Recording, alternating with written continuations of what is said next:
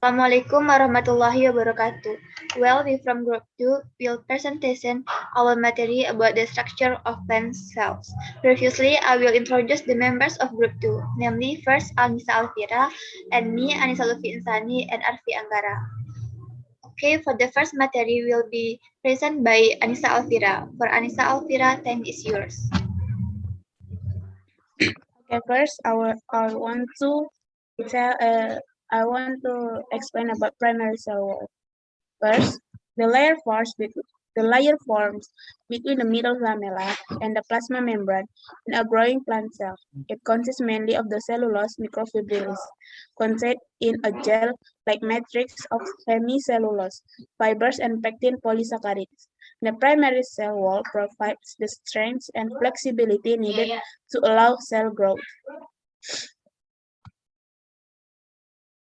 First, primary cell wall is the first cell wall to form the inside of the middle lamella. 2. These primary cell walls are thin and are found in all types of cells. 3. This primary cell wall is a homogeneous in thickness and elastic. 4. Primary cell walls grows by intussuspension. 5. The primary cell wall is mainly composed of cellulose. Here's the picture of lamella cell wall. Here the middle lamella, here the primary wall, the lumen, secondary walls, and another. Next is secondary cell wall. This layer forms between the primary cell wall and the plasma membrane in some plant cells. Once the primary cell wall stops dividing and growing, it might thicken to form a secondary cell wall. This rigid layer strengthens and supports the cell. In addition to cellulose and hemicellulose, some secondary cell walls contain lignin. Lignin strengthens cell walls and helps water conductivity in plant vascular tissue cell. First, secondary cell wall is a cell wall formed ladder from the inside to the primary cell wall. 2. The secondary cell wall is thick and is not found in meristematic and parenchymal cells. 3. The secondary cell wall is irregular in thickness and non-elastic. 4. The secondary cell wall grows by accretion. And the last is secondary cell wall consists of hemicellulose, lignin, and pectin. So, here's the middle lamella. Jadi di sini ada dinding sel sekundernya, sini ada membran plasma, sini ada lignin, ini lignin, cellulose, dan hemicellulose. Okay, only that for me. Saya kembalikan kepada moderator. Okay, thank you to Anissa Alvira. The next material will be presented by Arfi Anggara. For Arfi Anggara, time is yours. Okay, next, see middle lamella. The cell wall in plants and is composed of the middle lamella, primary cell wall, and secondary cell wall.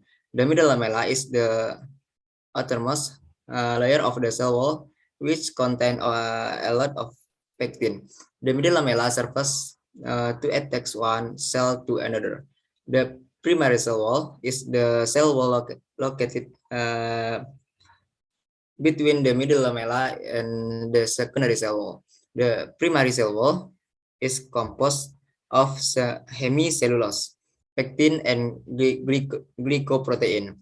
The primary cell wall is flexible and thin. The secondary cell wall is the innermost cell wall, has a thick layer and a strong and rigid texture. The secondary cell wall is composed of cellulose, lignin, and hemicellulose. Thus, the middle lamella serves to attach one cell to another. Next, di sini bisa kita lihat ada yang pertama itu ada lamella tengah yang paling atas, terus kemudian ada dinding sel primer. Selanjutnya ada yang paling bawah ada dinding sel sekunder. Kemudian yang di sampingnya ada pektin yang warna kuning itu. Terus kemudian ada selulosa mikrofibril yang ada kayak yang putih-putih yang kayak corong gitu. Kemudian ada hemiselulosa yang warna hijau. Bisa kita lihat di gambar. Kemudian yang terakhir ada protein larut. Next, cell junction. Cell junction are sites of connection that connect many cells in a tissue to other cells by extracellular matrix. Cell junction can be classified into three functional groups. First, occluding junction. Point 1, tight junction, vertebrata only. Vertebrata only. Point 2, septate junction, terdapat pada invertebrata. Yang kedua ada anchoring junction. Poin yang pertama itu cell-cell junction, adherence junction. Yang kedua cell matrix junction, focal adhesions, intermediate filament attachment sites. Yang poin ketiga cell-cell junction, desmosomes. Dan yang keempat ada cell matrix junction, hemidesmosomes. Dan poin yang ketiga itu communicating junction. Yang poin pertama itu gap junction, dan yang poin kedua ada chemical synapses.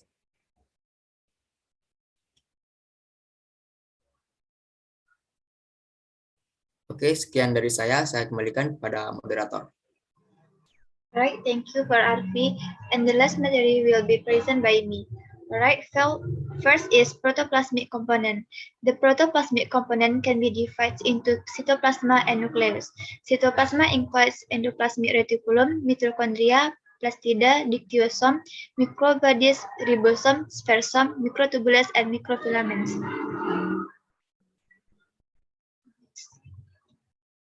Jadi di sini kita dapat melihat gambar dari sitoplasma, yang mana pada sitoplasma ini merupakan substansi hialin yang jernih dengan bahan dasar hialoplasma. Sitoplasma dibedakan menjadi 3 bagian, ada plasmolema, poliplasma, dan pada sitoplasma ini juga ada tonoplas, bagian yang terakhir. Selanjutnya kita masuk kepada inti sel atau nukleus. Next. Di sini kita dapat melihat gambar dari inti sel, yang mana inti sel ini merupakan pusat pengendali segala macam proses yang terjadi di dalam sel. Ia dibungkus oleh membran ganda yang tersusun dan senyawa lipoprotein dengan pori-pori dengan ukuran bervariasi. Next. Okay, the next material is the non-protoplasma component. The non-protoplasmic component consists of vacuola and ergastic substance or inclusions. Selanjutnya kita masuk kepada komponen yang non-protoplasma. Yang pertama adalah vakuola tumbuhan.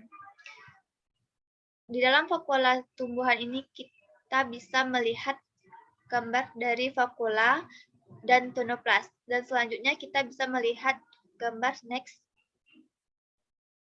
Ada di sini ada kristal ducent, kristal prisma, dan kristal rafida.